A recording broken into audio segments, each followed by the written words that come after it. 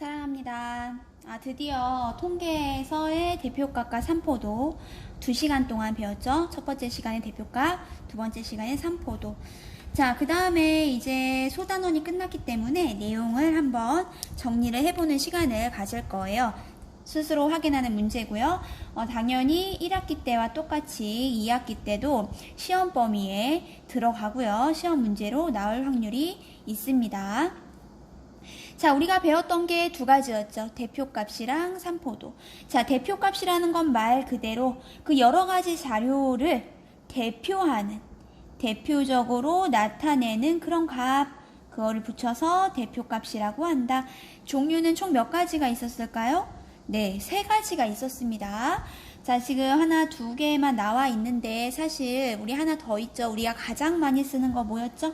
맞습니다. 다 더해서 개수로 나누는 평균이라는 게 있었고요. 첫 번째.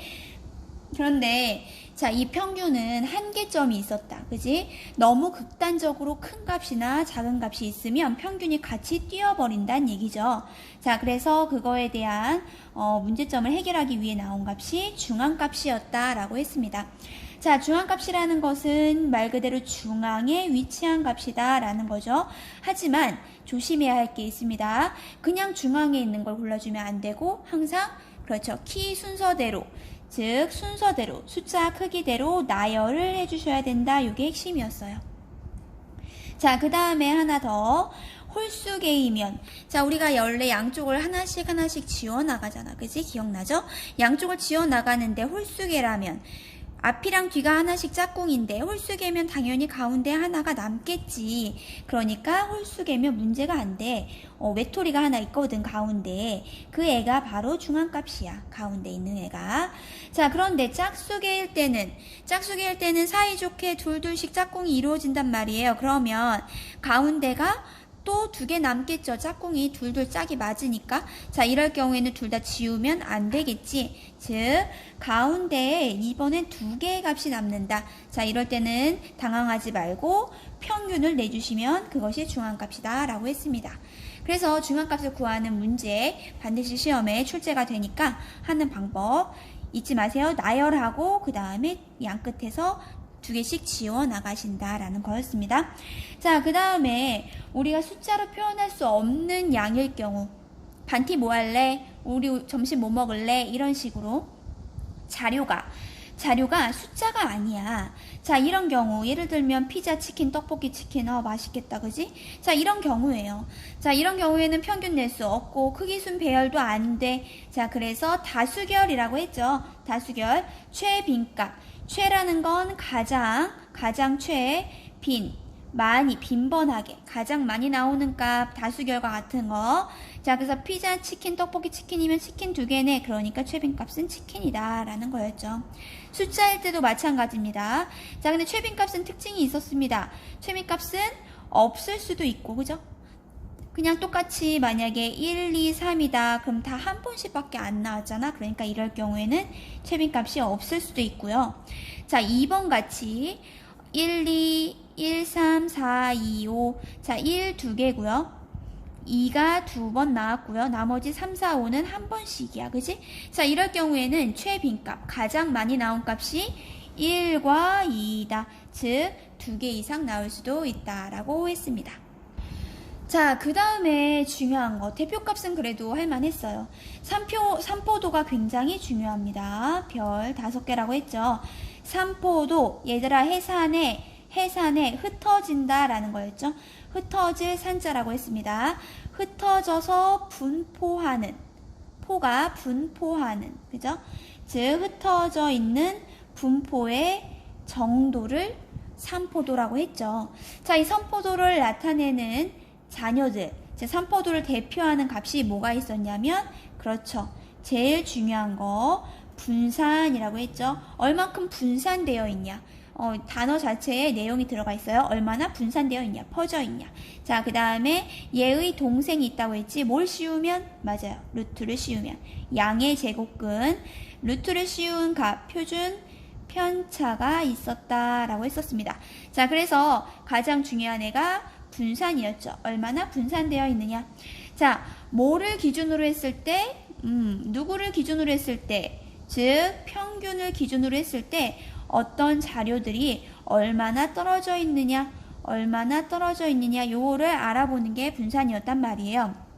자, 그래서 평균을 기준으로 했을 때 그 차이가 먼저 궁금해. 자, 그래서 평차, 뭐라고 한다? 그렇죠, 편차라고 한다. 편차라는 것은 평균과의 차이, 평균을 뺀 거예요. 빼기 평균이다 라고 했었죠.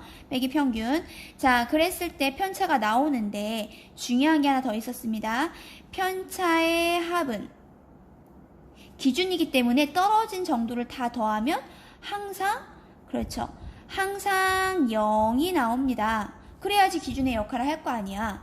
떨어진 정도가 다 더해서 0이 나와야 얘가 기준일 거 아니에요. 그죠? 자, 그래서 편차를 그냥 더하면 합은 항상 0이야. 의미가 없어. 자, 누구 때문이냐? 그렇지, 마이너스 때문이었어. 마이너스 너가 문제야. 그래서 뭐 해준다? 그렇지, 항상 편차를 제곱해준다 라는 거죠. 편차 제곱해주고 그것을 한 번 더 평균 낸 것, 그것을 분산이라고 한다 라고 했습니다. 자, 그 다음 표준 편차는 그 분산의 루트를 씌운 것이다. 자, 그 아래 3번 의미를 좀 아셔야 돼요. 구하는 법 아셔야 되고요. 삼포도의 의미를 아셔야 돼요.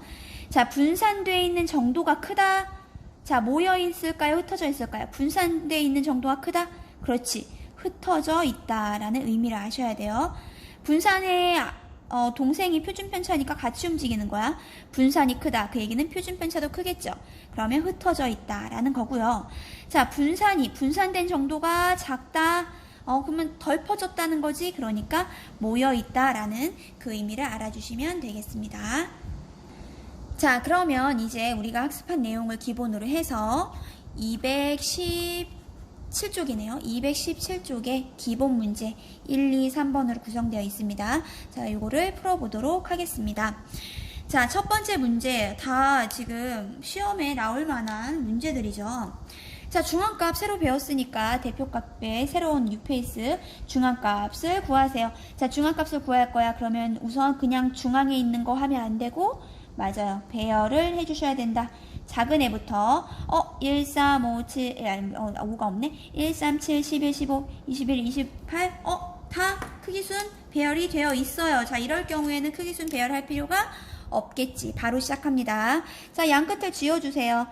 제일 큰 애 작은 애 지우고 또 지우고 홀수개니까 가운데 한 애가 남았네. 자, 그러니까 정답은 그렇죠, 11이 되겠네 라고 해주시면 완벽합니다. 자, 2번도 한번 보도록 할게요. 2번.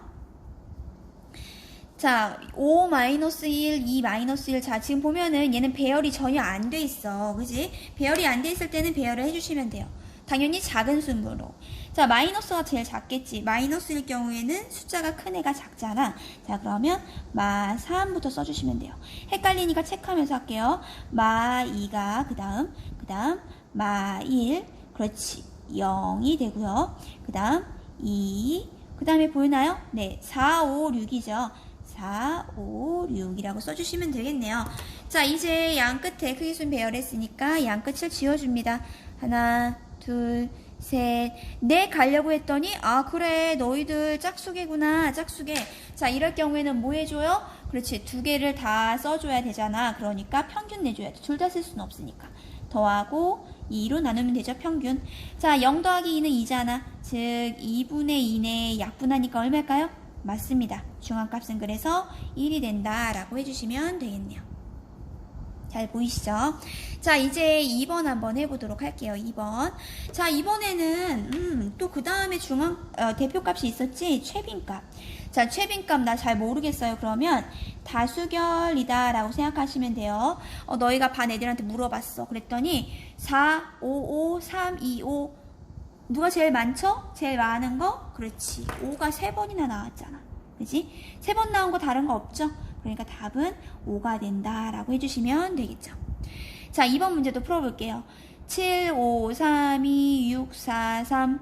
뭔지 모르겠어. 이러면 하나씩 보시면 돼요. 7 하나밖에 없지. 그지? 5도 하나뿐이야. 3은 두 개 있네. 2도 하나야. 6도 하나고 4도 하나야. 자, 다 하나씩이니까 결국 그렇죠. 최빈값은 3이 되겠다라는 거. 만약에 이 뒤에 3이 없었다면 어떻게 됐을까, 여러분? 여기 3이 없었어. 다 그냥 7, 5, 3, 2, 6, 4야. 다 하나씩만 나왔어. 그러면 그렇죠. 최빈값은 없다라고 해주시면 됩니다. 자, 이제 3번 문제를 풀어보도록 할게요. 자, 3번 문제에 가로 3번이 계산기 문제다. 그지? 계산기를 같이 할 건데요. 선생님이 핸드폰을 뭐 여기다가 보여주기가 애매해요. 잘 안 보이더라고요. 그러니까 여러분들도 핸드폰에 계산기를 켜놓고 같이 그냥 하고 답을 부르는 식으로 진행하도록 할게요. 자, 우선 1번부터 볼게요. 남학생 6명이 턱걸이를 했대. 평균을 구하랍니다. 평균. 우리 많이 했었지, 평균. 다 더해서, 그렇지. 다 더해주는 거지. 다 더해서 몇으로 나눈다? 맞아요. 6으로, 6개니까 6으로 나누겠죠.